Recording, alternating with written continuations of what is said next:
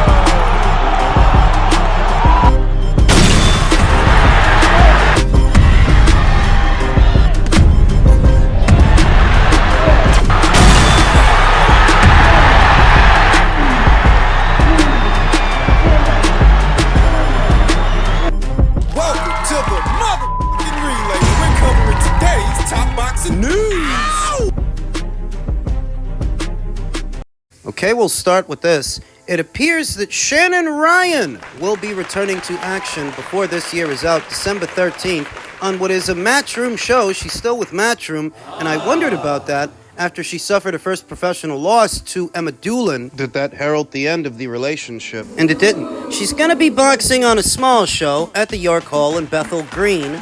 Appears to be headlined by unbeaten Patty Donovan. This speaks to what I told you guys before. There were some that were concerned that with the number of shows being outsourced to Riyadh, to Saudi, that this might have an adverse effect on the women boxers, the women fighters, because Turki Al Sheikh doesn't seem as interested in the women as he does the men. In staging fights for them, I talked about how there's always going to be a spot on the domestic scene for Matchroom.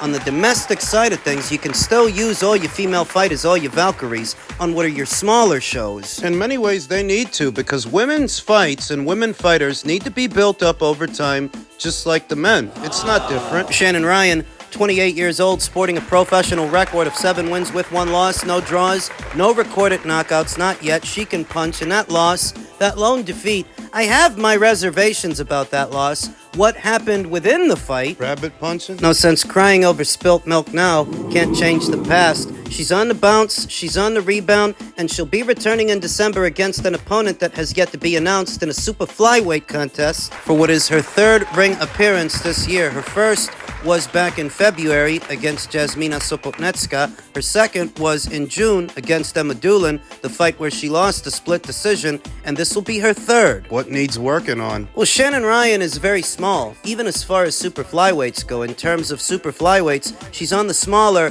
more pocket-sized end of the spectrum. So when you're built like that, closing the distance and being able to is going to be a big part of your game. Opposite the ring, Emma Doolin, she was in there with a noticeably taller fighter, longer fighter, and fleet of foot fighter. So what Shannon needs to work on is closing the distance, being able to move her head and slip punches while she does it, so she's not getting peppered with shots on the way in. Head movement. Cutting off the ring, I can't stress that enough in enough episodes of the relay, that you gotta learn to cut off the ring. And that's a bit different than just following the opponent around in a straight line. Closing off their exits, moving parallel to them, Then cornering them. and of course, like any professional boxer, she has to learn to pace herself. She's only ever fought in a 10-rounder 2 times. Appears to be a gas tank issue there. Shannon Ryan's musculature, you know what I always say, that many more muscles eat up that much more oxygen in a fight. Fighting in a very general sense is exhausting. Thus, any pugilist who wants to compete at the elite level has to learn how to pace themselves. Shannon has to pace herself. I notice in her fights, she likes to get off to a very fast and aggressive start. Good work rate too, and provides a good aesthetic with her fights. She is an action fighter, though over time, she's gonna have to pace herself, and that's one of those things that only time. It can really only improve over time, with practice, with experience, and that is what she needs, experience. And this is why I said that nobody should be worried about big fights and big name fighters ending up in Saudi, because fighters like Shannon Ryan can fill the void domestically, and in many ways they need to. To build up their brand and build up themselves, they gotta do that anyway. In a very general sense. So, in the super flyweight division, there are 4 reigning champions. There's Mexico's Irma Garcia, holding the IBF, Mexico's own Ashley Gonzalez, holding the WBC, Argentina's Clara Lescurat, holding the WBA, and Japan's own Mizuki Hiruta, holding the WBO. Hasn't been much in terms of movement when it comes to those champions, when it comes to them, because none of them are with a major promotional outfit. Shannon Ryan is. She still is. Matchroom didn't drop her. And that's a good thing, that they can still find use for her. It would be a wise investment to try to get something going in the super flyweight division. Because it's there for the taking. It's wide open. None of those champions are with a major promotional outfit, and thus getting one of them in the ring for one of your fighters should be relatively easy and inexpensive in a very general sense. Not just because they're women, but because at the lower weights, those fighters don't make as much. In men's or women's boxing. Paying a couple of junior flyweights, or super flyweights, it don't cost as much as paying a couple of heavyweights. Who's she fighting? I don't know yet. And for how many rounds? I'm not sure. Could be 8, could be 10. But that's one thing she does need to work on. She needs more rounds in the bank. She's only ever fought in a 10-rounder 2 times, and 1 time she lost. Still got high hopes for this kid. She's good. Just had a rough patch with Emma Doolin, who is a good fighter at this weight. But she can come back from that. She can rebound. Take it all as a learning experience. Look for the ring return of Shannon Ryan later on, before this year is out, in December against an opponent that is yet to be announced. Men's welterweight news. Reactions to Jaren Ennis' fight this past weekend continue to pour in, as veteran boxing scribe Ryan O'Hara said, Terrence Crawford would really hurt Boots. I think it would be a fun fight for a few rounds, but I think Crawford stops him brutally in 7. Boots makes too many mistakes. I've been echoing that sentiment here on the channel ever since this fight became a hot-button topic, ever since Showtime tried to put Jaren Ennis on a pedestal as the anti-Crawford, and ever since Jaren Ennis and his father were using Crawford's name to have articles written about them. This is a mixed bag. Because some of the people that were propping up Jaren Ennis still are. Their fandom is genuine. They believe in that fighter, while some others were only doing it as a shield, a deflection. To protect Errol Spence. Go back in time just a bit. Just before Terrence Crawford beat Errol within an inch of his life, you had people saying that he needs to fight Jaren Ennis. He needs to fight him. Remember, Boots didn't have a belt at the time. So how could any boxing fan who's been keeping up with boxing the last few years get it in their head that Terrence needed to fight Jaren Ennis more than he needed to fight Errol? That fight had been built up for something like 4 or 5 years. The fight that Terrence needed to have was the one that he ended up having. The Boots fight. That wasn't more important. Being honest, it was just a lot of guys trying to use Jaren Ennis as a shield to protect Errol Spence Jr., protect him from certain defeat and his image. He's the big fish. Dumbasses. So now that all the smoke is settled, the time has passed. There are some who are not as enthusiastic about Jaren Ennis as they used to be. Some things have changed. Now that doesn't mean that Jaren Ennis doesn't have a buzz going, because he does. His last 2 fights were in his hometown of Philly, and people showed up and showed out for those fights. So he does have something going, but there are some others that are not as excited about him as they used to be, likely because he didn't stay on the PBC side of things. He went to Matchroom, and there are people out there, they don't like that. You didn't see? When it was announced that he signed to Eddie, it was interpreted by some as an affront to Al Heyman, to his PBC, and his ability to build stars, that if he's so good at it, why is this guy going to Matchroom after achieving free agency? Why didn't he go to Al? It's obvious why he didn't go to Al. But because it seemed like an affront to Al, there were people that didn't like that, and suddenly, they don't like Jaren Ennis as much. They're not as excited about him. Not as high on him. So when he goes in there, and he looks the way that he looked with Karen Chukadzian, it's that much easier for those same people to jump ship. All of a sudden, he's not the anti-Crawford. Terrence Crawford himself reacted to the fight by saying, Jaren Ennis, I did see the fight, but I heard about it. Stay focused and keep working on your craft. Every night's not going to be the same. Never get too comfortable in this game. If you're trying to get to the mecca of the sport, stay on your mission, because all it takes is one slip-up. I never thought Jaren Ennis was competing on the same level as Terrence Crawford, and it didn't take this past weekend's fight for me to know that. So it may have gotten easier over time for some people to jump to that conclusion, or easier for them to admit it. He's not as good as Terrence. I've been saying that here on this channel the whole time, for at least a year and a half, 2 years, ever since this fight became a hot-button topic. It's how they throw their punches. I don't claim to be Angelo Dundee with all the expertise of a Jack Blackburn or a Customato. I just notice how these guys throw their punches, in how Boots' punches are less defensible, less tight. That's why they're less defensible. The idiot boxers that claim to know what they're looking at,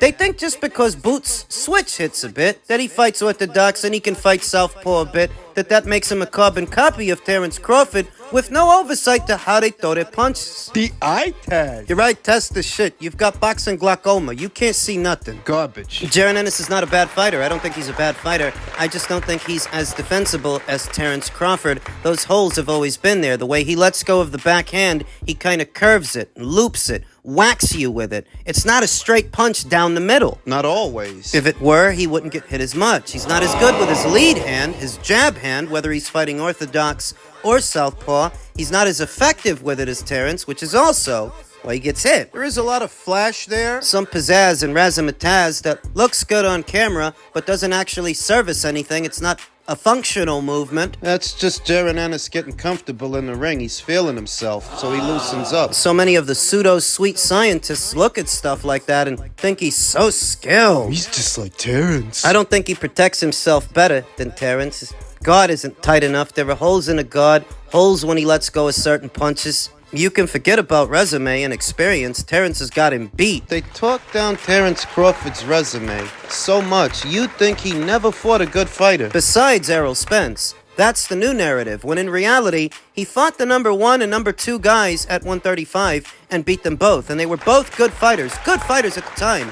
Ricky Burns, Ray Beltran. All the champions at 140. Victor Pistol, unbeaten at the time. Julius Longdongo, unbeaten at the time. You won't admit it, because you likely picked Errol Spence Jr. to win, and now you're just bitter. But if you idiots knew what you were talking about, you would have known those were good fighters. You would have known the Felix Diaz that he brutalized. You know he was a PBC guy? He was a PBC guy at the time, but nobody at the PBC wanted to roll the dice with him. An Olympic gold medalist? Old school amateur, hot potato as a pro. None of his PBC stablemates wanted to fight him. They sent him over to Terence, and Terence put him in a body bag. But you say he didn't fight nobody. You're just a casual and an idiot, and you likely weren't even paying attention back then. Victor Postol wasn't a good fighter? So then why did Danny Garcia pay him to leave him alone? Why did Danny Garcia pay Victor Postol to step aside? Jose Benavidez wasn't no good? So how come Terence is the only one who knocked him out? Terence is the one who gave him his first professional loss, and he's also the only one who ever knocked him out. Danny Garcia couldn't knock him out at 154. Jermall Charlo couldn't knock him out at 168. All I could say when Terence stopped him is he fought a one-legged fighter. Danny fought that same one-legged fighter, couldn't stop him. Jermall fought that same one-legged fighter, he couldn't stop him. Terence did. You guys don't know what you're talking about, and even worse, you don't shut up. The point. Terence always had a solid resume because he always fought solid fighters. You just went with Showtime's propaganda. They told you he didn't fight nobody, so you went along with that because you're sheep. You're stupid. They told you Boots is the next Crawford. Hell, he's the anti-Crawford, the kryptonite. They convinced you he's competing on the same level as Terence Crawford for knocking over stiffs and stumblebums. And you believed them. For a while, you're just now starting to realize. You're just now starting to catch up, which is why you're slow. It's taken you this long to figure out what I've been saying for over a year. Too. This guy is not as good as Terence Crawford. Nothing he's done in the ring, nobody he's beaten, nothing he's shown has shown he's on the level of Terence. Now, he is a good fighter in his own right. He's all right. But he ain't Terence. You're just now figuring it out, sweet cheeks? Or is it that there's no point in propping up that narrative because you can't use Boots as a shield for Errol anymore? Terence already beat the hell out of Errol. He beat the hell out of Boots. He'd knock him out late. It's just like Ryan O'Hara said. It'd be all right in the early goings of the fight while Terence Crawford takes his time to get into a groove. Usually takes him about 3 to 4 rounds to do that. But once he gets going, man, does he get going. And he'd stop Jaron Ennis. Because he's got movement. He's got movement like Karen Chukatsian's got movement, but he's also got stopping power. He can manage the distance, get off a little L-step or a little pivot. He can do all that fancy stuff, but he's got power in both hands. And we're going to have a good time. Boots is overrated. I said that some time ago. And people started tripping. So we're going to talk about that today on the Porterway Podcast. I already told the guys I got some heat for them today. I got some heat for y'all. Y'all stay tuned. The Porterway Podcast live 2 p.m. Pacific time, about an hour and a half away. We'll see you in a minute. People are certainly getting a lot more comfortable with that notion, a lot more comfortable saying it. Jaron Ennis is overrated. And that doesn't mean he's a bad fighter. Being overrated doesn't mean you're bad. It means you're getting too much credit, more than you deserve. What the hell did he do that they were likening him to a pound-for-pound fighter in Terrence Crawford, a 3-division champion? 3-time lineal, undisputed, 2-time undisputed now. What did Boots do? So he can be the best in show. And you can favor him to beat all the other current reigning champions in the welterweight division, and he can still be an overrated fighter, not because he's bad, but because of you, because of how you evaluated him. You overestimated. You overrated him. Allow me to echo a familiar sentiment. I always thought Terrence Crawford would knock out Jaron Ennis. That's not new. I also thought that Israel Madrimov might be a handful for him, that if and when Jaron Ennis moves up to the junior middleweight division, a guy like Israel Madrimov with a pendulum step, like Karen Chukadzian's got a pendulum step. Sound familiar? You see, the only difference between the fight that Karen fought this past Saturday and the fight that Israel would fight if he were to fight Jaron Ennis is Israel has the power that Karen doesn't have. At a higher weight. So this is a guy who's going to hit harder than any guy Jaron Ennis has fought so far, at a higher weight, so he's more durable, with all the movement that gave him problems. If I would have said that a couple of months ago, they would have thought it was a hot take. Because that's how long it's taken you guys to catch up. That's how long it's taken you to realize, yeah, Boots is good, but he ain't that good. And if he is, he hasn't proven it yet. The guys I think give him the most problems, Terrence Crawford, who I already mentioned, Israel Madrimov, that movement, that's a problem. Bakram Murtazaliev. So this is a guy who's going to be bigger than anybody Boots has fought so far. You won't be a big guy next to him. You won't have a size advantage over him. And we know he can punch. We know he's got power. No, he's got a left hook. Karen Chukadzian landed a lot of left hooks on Boots this past weekend. You know who else has a good left hook? Left hooks. Back rub Murtazaliev. That's what he annihilated Tim Kazoo with.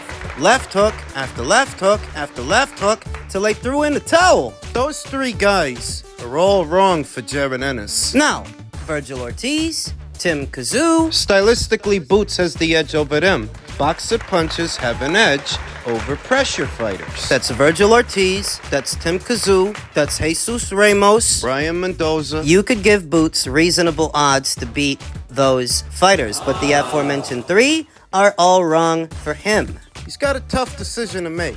Does he stick it out at welterweight and try to become that division's undisputed champion? Does he do that? Or does he abandon ship, vacate his title, move up to 154, and see about fighting Virgil? Eddie Hearn talked about it. Turkey might try to make it, put up a lot of money for Boots, a lot of money for Virgil, for them to fight each other early next year. It wouldn't be for a title. It wouldn't be for a belt. Not a full belt, not a real belt, just an interim. But that fight would likely pay better than any of the fights at 147, and it would certainly have more of a profile. So what's he gonna do? We'll talk more about that fight in another video.